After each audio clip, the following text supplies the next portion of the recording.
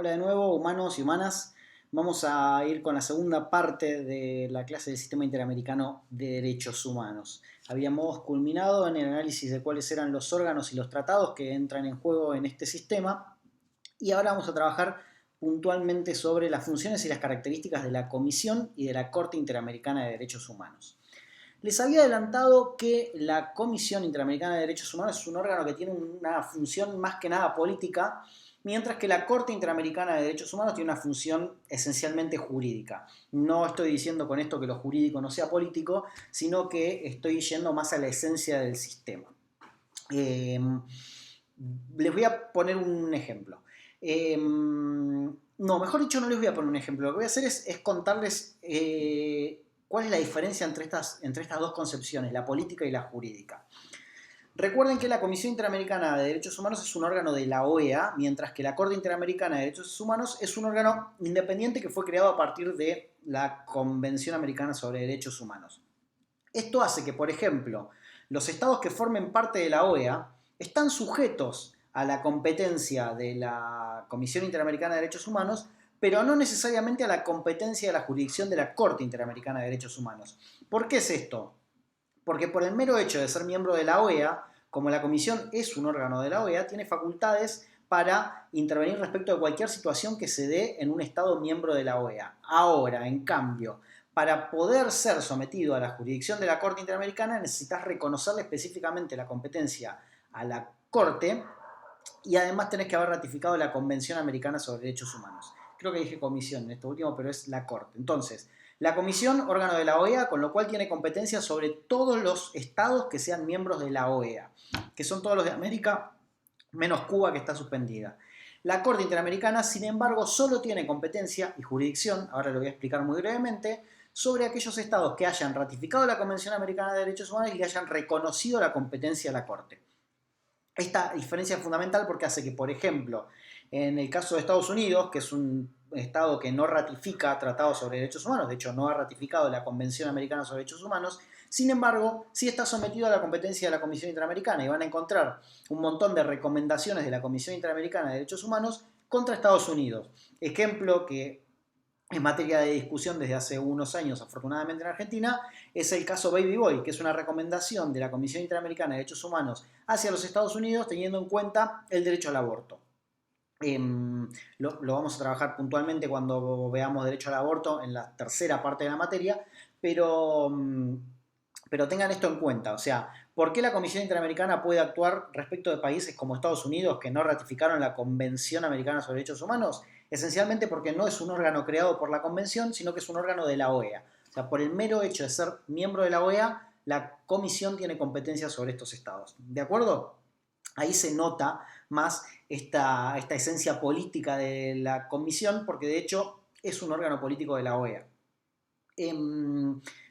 Hay que tener en cuenta, este no es un detalle menor, la Comisión Interamericana de Derechos Humanos tiene sede en Washington, D.C., que es el mismo lugar en donde tiene sede la OEA misma. En cambio, la Corte Interamericana de Derechos Humanos tiene sede en San José de Costa Rica. Hay una diferencia bastante grande en eso. Les voy a dejar una recomendación acá abajo para que si les interesa saber cómo es el trabajo en la OEA, escuchen un podcast de Dosis de Derecho en donde Agustina Mangione, que también es colaboradora y ayudante en esta cátedra, explica cómo es trabajar ahí porque ella tuvo la oportunidad de hacerlo. Bueno, ahora sí, vamos de lleno a la Corte y la Comisión Interamericana de Derechos Humanos. Empiezo por la comisión, ¿sí? La comisión, les decía, es un órgano político, pero es un órgano por el que necesariamente tienen que pasar todas las denuncias antes de llegar a la Corte Interamericana, por lo menos lo que son las denuncias individuales que puede hacer cualquier persona, cualquier grupo de personas o cualquier ONG reconocida en el sistema interamericano. Las características de los miembros, cómo se seleccionan, cuánto duran y todo eso, las van a leer ustedes, sería aburridísimo que yo haga un video sobre eso. Artículos 34 a 51 de la Convención Americana sobre Derechos Humanos, ahí tienen todas las características de la comisión. Sobre lo que sí les voy a dar algún detalle un poquito mayor es sobre cómo funciona el procedimiento ante la Comisión Interamericana de Derechos Humanos. Les decía, quienes pueden hacer denuncias ante la comisión pueden ser individuos, grupos de individuos u organizaciones no gubernamentales reconocidas en el ámbito de la OEA. ¿Qué significa esto? Que cualquier individuo, grupo de individuos u organización que encuentre una vulneración a un derecho humano por parte de un Estado, recuerden que solo los Estados pueden vulnerar derechos humanos, puede hacer una denuncia ante la Comisión Interamericana de Derechos Humanos. Sin embargo, lo primero que va a hacer la Comisión Interamericana cuando reciba esta denuncia va a ser verificar que se reúnan los requisitos de admisibilidad. O sea, no toda denuncia que se haga ante la Comisión Interamericana va a ser analizada y trabajada por la Comisión Interamericana porque es necesario analizar que sea admisible. ¿Cuáles son los requisitos para que sea admisible? O sea, ¿qué es lo que necesariamente tiene que pasar para que la Comisión, empiece a analizar la denuncia? Lo primero es que se denuncie la vulneración de un derecho humano, o sea, que efectivamente la denuncia tenga que ver con la vulneración de un derecho de aquellos que están contemplados en la Convención Americana sobre Derechos Humanos o en algún otro tratado de derechos humanos. Lo segundo es que la persona haya efectuado el reclamo correspondiente ante su Estado. O sea, no puedo entender que tengo vulnerado un derecho e ir directamente a la comisión. Lo primero que tengo que hacer cuando encuentro un derecho vulnerado es reclamarle a mi Estado. Si mi Estado no me brinda una solución, o sea, si yo agoto las instancias internas, en ese caso voy a poder ir a la Comisión Interamericana. Entonces, el segundo requisito va a ser haber agotado las instancias internas del Estado. Tercer requisito es un requisito temporal. ¿Cuál es este requisito temporal? Que una vez que yo agoté las instancias dentro del Estado, tengo un plazo máximo de 6 meses para presentar la denuncia ante la Comisión Interamericana. Es decir, si una vez que yo agoté las instancias internas pasaron más de 6 meses, pierdo el derecho de reclamar ante la Comisión Interamericana. O sea, tengo 6 meses de plazo para hacer la denuncia. Cuarto requisito, que yo no haya hecho la denuncia, o sea, que no esté en trámite este mismo caso ante otro organismo internacional. ¿Qué significa esto? Que si yo elegí presentarme ante el Sistema Universal de Protección de los Derechos Humanos, Comisión de Derechos Humanos, Comité de Derechos Humanos, Comité de Derechos Económicos, Sociales y Culturales, Comité contra la Tortura, el que sea, no puedo presentarme al mismo tiempo ante la Comisión Interamericana de Derechos Humanos, ¿sí? Tengo que elegir un sistema. La litispendencia, o sea, que haya otro caso, que esté el mismo caso pendiente de resolución ante otro órgano internacional, hace que la presentación sea inadmisible. Entonces, derecho humano, agotar instancias internas, a ver que no haya transcurrido más de 6 meses y que no se haya presentado el caso ante otro órgano internacional. Quinto requisito son los requisitos formales, nombre, domicilio, etcétera, que surgen de la convención. O sea, que estos son los más fáciles de subsanar porque si cuando la comisión recibe una denuncia encuentra que falta alguno de estos requisitos formales, te hace una intimación para que lo puedas resolver. Detalle. El requisito de agotar las instancias internas de los estados es relativo. O sea, hay ciertas excepciones que plantea la Convención Americana sobre Derechos Humanos que tienen que ver con cuando el Estado carezca de recursos internos, o sea, cuando yo no tenga ningún medio para poder reclamar ese derecho ante mi Estado, o cuando me sean negados sistemáticamente, ¿sí? O sea, si a mí se me niega si a mí se me niega el derecho a recurrir en el sentido de presentarme, de accionar ante el Estado, o si la posibilidad de accionar directamente no existe, en ese caso yo me podría presentar directamente ante la Comisión Interamericana. Y hay otros dos casos que son excepciones al agotamiento de las instancias internas que no están en la convención, pero que fueron decididos por la Corte Interamericana en una opinión consultiva, que les voy a dejar el número acá abajo porque en este momento no me lo acuerdo, que son los casos en los que seas indigente y no tengas medios económicos para poder agotar la instancia interna. Piensen ustedes que, por ejemplo, para presentar un recurso extraordinario ante la Corte hay que pagar una tasa de justicia que creo que ahora está en algo así como 150.000 pesos. Y el segundo requisito es que sea un hecho de gravedad tal que ningún abogado quiera tomar mi caso. ¿Por qué? Por miedo a que le pueda llegar a ocurrir algo a ese abogado. Esto se da en situaciones de violaciones masivas a los derechos humanos en general, pero son dos situaciones que además de las que están en la Convención, la Corte Interamericana decidió a través de una opinión consultiva que se las voy a dejar anotada acá abajo. Entonces, una vez que la comisión verifica que están reunidos los requisitos de admisibilidad, ahí recién va a analizar si tenés razón o no tenés razón con el reclamo que estás haciendo. ¿Cómo funciona esto? Esto funciona de la siguiente forma. Fernando Sotelo hace la analogía del Pato Ica. Piensen que el proceso tiene dos partes, la de la admisibilidad y después la de la evaluación de fondo del planteo que estás haciendo. O sea, primero ver si tenés derecho a presentarte y después si el derecho que estás reclamando te es atribuible, o sea, si tenés razón. Cuando uno va a un boliche, esta es la analogía de Fernando Sotelo, cuando uno va a un boliche, ¿con qué intención va? No va con la intención simplemente de entrar. Por lo menos en la época que llegó el boliche, uno iba a chonguear, iba a buscar pareja dentro del boliche, o por lo menos un entretenimiento para la ocasión. Sin embargo, el primer obstáculo que uno tiene para poder llegar hasta ese objetivo final es el patobica. Bien, el patobica, ¿qué se va a fijar? Que uno reúna los requisitos de admisibilidad para entrar al local de dispersión nocturna. Si es un lugar cheto, te van a exigir camisas, zapatos, perfume importado y esas cosas. Si es un lugar no tanto, te exigirán otro tipo de cosas que tenés que tener para entrar a ese lugar. Bueno, cuando el patobica verifica los requisitos de admisibilidad, agotamiento de instancia interna, no litispendencia en un tribunal internacional, que se invoque efectivamente un derecho humano, que no hayan pasado más de 6 meses y que reúnas los requisitos de forma, ahí te deja pasar al boliche. Eso no significa que vos hayas logrado el objetivo que tenías para esa noche. Eso significa que vos pudiste entrar. Ahora, el éxito final de lo que vos pretendías hacer ya depende de otra cosa, que es un plus, que ahora es mucho más fácil que en la época en la que yo lo tenía que hacer, pero que es un plus que hay que ponerle a eso. Entonces, la admisibilidad de la presentación ante la Comisión Interamericana es el patobica, ¿sí? Ahora, si tenés razón o no tenés razón, ya pasa a otra etapa, que es la que vamos a analizar ahora. Entonces, entramos al boliche, entramos a la Comisión Interamericana, el patobica dijo, estás reuniendo los requisitos de admisibilidad. ¿Qué pasa? Bueno, lo primero que hace la comisión es avisarle al Estado que lo están denunciando por violar un derecho. Entonces, la Comisión Interamericana va a decir, mire, Estado argentino, acá Daniel me dice que usted le está violando X derecho. Acá tiene la transcripción de los hechos, dígame qué opina sobre esto. Y le va a dar un plazo para contestar. Como en cualquier demanda, el Estado va a tener 3 opciones. Negar los hechos, reconocer los hechos o callarse la boca.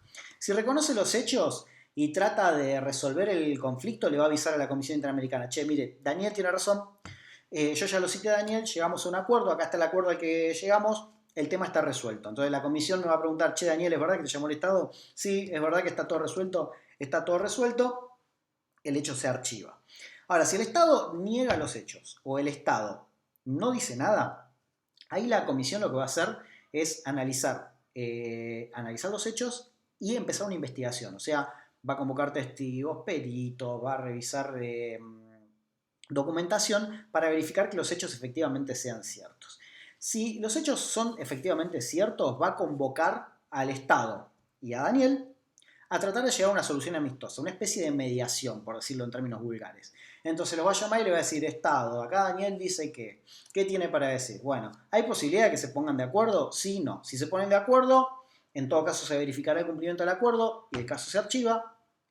Si no se ponen de acuerdo, en ese caso la comisión va a pasar a redactar un informe. Ese informe va a contener un análisis de cuáles son los hechos y una recomendación al Estado. Fíjense la palabra es recomendación. Igual que en el sistema universal, la Comisión Interamericana no tiene potestad de obligar a los Estados, porque es un órgano político. Recuerden que es un órgano de la OEA. Lo que sí puede hacer es recomendar. Entonces, le recomienda al Estado que haga determinadas cosas para subsanar la violación al derecho que está sufriendo, en este caso, Daniel. ¿Qué ocurre con esto?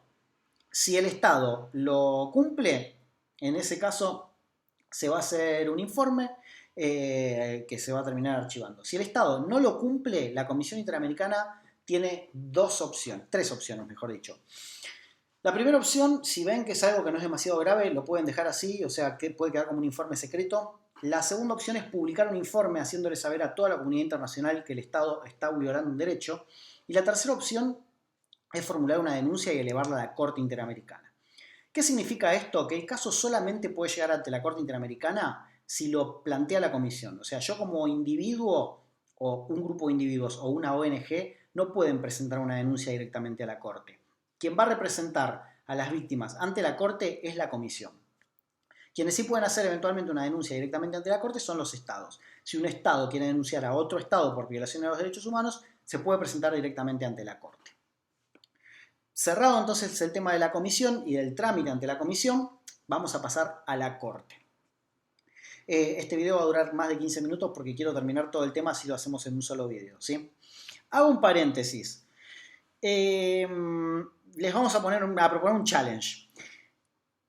Si este video llega a los 100 likes el viernes en el horario de cursada, o sea, para quienes cursan a las 3:30 a las 3:30, para quienes cursan a las 5 a las 5, la clase de consulta y evacuación de dudas y de contestación de todos los mails que ya nos estuvieron mandando, la vamos a hacer por Zoom. Así que si llegamos a los 100 likes entre las dos comisiones, vamos a hacerlo por Zoom y nos pueden consultar en vivo. El viernes, así ya evacuamos todo como para que tengan todo listo para estudiar el fin de semana y el martes rendir el examen domiciliario. Sí, el examen domiciliario va a ser el martes, las consignas se las vamos a dar el mismo martes temprano, van a tener todo el día martes para hacerlas y van a tener que entregarlo por el campus virtual el martes a la noche. Entonces, si llegamos a los 100 likes, vamos a hacerla por Zoom. Si no, vamos a hacer un video por YouTube como los venimos haciendo, contestando lo que ya nos mandaron por mail y lo colgaremos durante el fin de semana, ¿de acuerdo? Tienen hasta el viernes al mediodía para llegar a los 100 likes. Entonces, ahora sí, superado el paréntesis, Corte Interamericana de Derechos Humanos. El funcionamiento, designación de los jueces, etcétera, etcétera, toda la parte administrativa de la Corte, artículos 52 a 69 de la Convención Americana sobre Derechos Humanos, lo leen ustedes, no lo voy a detallar. Sí tengan en cuenta que la Corte es un órgano jurisdiccional. ¿Qué significa esto? Que tiene capacidad de tomar decisiones sobre derecho y que esas decisiones van a ser obligatorias para los estados. Esta obligatoriedad, a diferencia de lo que es una recomendación de la Comisión Interamericana, la Corte dicta sentencias. Y las sentencias son obligatorias y esto surge del artículo 68.1 de la Convención Americana sobre Derechos Humanos. O sea, de todos esos del 52 al 69, el 68.1 les va a decir que lo que resuelve la Corte Interamericana es de cumplimiento obligatorio para los estados. ¿Está bien? Eso hace que sea jurisdiccional. ¿Por qué? Porque quienes tienen jurisdicción son los jueces, son los que tienen capacidad de decidir en función del derecho. Y a partir de esa decisión, obligarte. La comisión no es un órgano jurisdiccional. Por eso hablaba de competencia y no de jurisdicción cuando les hablé de la Comisión Interamericana. ¿Cuáles son las competencias ahora sí de este tribunal jurisdiccional que es la Corte Interamericana de Derechos Humanos? Las competencias son 3. Consultiva, contenciosa y medidas provisionales.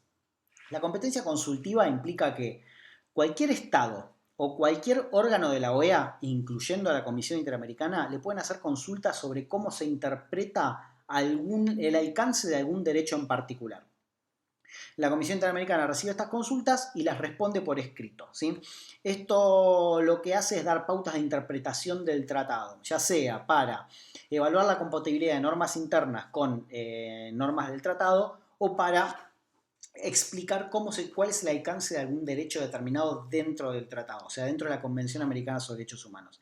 Esencialmente lo que se hace es, estados u órganos de la OEA le preguntan a la Corte Interamericana, che, ¿qué opinas sobre esto? La Corte Interamericana brinda su opinión.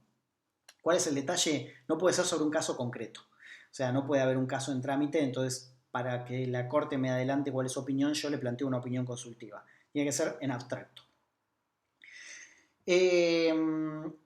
Segunda competencia, contenciosa. La competencia contenciosa es aquella que la Corte asume frente a las denuncias por violaciones a los derechos humanos. ¿Denuncia de quién? ¿De los estados o de la Comisión Interamericana? Si la Comisión eleva una denuncia ante la Corte va a hacer una investigación, va a hacer audiencia, va a hacer un juicio y de ese juicio va a emitir una sentencia. En esa sentencia, lo más probable es que si llega hasta esa instancia, se le asigne una responsabilidad determinada al Estado y se le obligue a reparar los derechos vulnerados, ¿sí? Tercera competencia de la Corte, la de medidas provisionales. Medidas provisionales son medidas urgentes que adopta la Corte a pedido de la Comisión cuando hay un caso que no puede esperar hasta que se sustancie toda una investigación y demás. Sería similar a las medidas cautelares. Pero tengan cuidado, porque cuando se habla de medidas cautelares en el sistema interamericano, no se habla de una facultad de la Corte Interamericana, sino de la Comisión. Y acá me vuelvo un poquito a la Comisión. Esto en la Convención no lo van a encontrar. Las medidas cautelares como facultad de la Comisión las van a encontrar en el reglamento de la Comisión, en el artículo 25. ¿Cuál es la diferencia entre las medidas cautelares de la Comisión y las medidas provisionales de la Corte? Exactamente la misma que las decisiones finales. En las medidas cautelares, la Comisión solicita a los estados que adopten alguna medida urgente. Las medidas provisionales de la Corte las ordena, ¿sí? Porque es un órgano jurisdiccional. Entonces, cerrada esta idea de cuáles son las funciones de la Comisión y de la Corte, cerrado cuál es el procedimiento ante la Comisión y de la Corte, tenemos concluido el sistema interamericano. Esto lo pueden reforzar con la Convención Americana sobre Derechos Humanos, que los amigos le dicen Pacto de San José de Costa Rica, y con los textos que ya tienen subidos desde el primer día en el campus virtual. Así que acuérdense, si quieren la clase por Zoom, le dan like al video. Si llegamos a los 100, hacemos el viernes a las 3:30 para los de las 3:30 y a las 5 para los de las 5, clase de repaso y de evacuación de dudas. ¿De acuerdo? Les agradezco nuevamente su atención y el video correspondiente a la clase del viernes lo vamos a subir hoy, así ya tienen todo el material necesario para poder empezar a estudiar para el parcial. Nos vemos pronto. Adiós.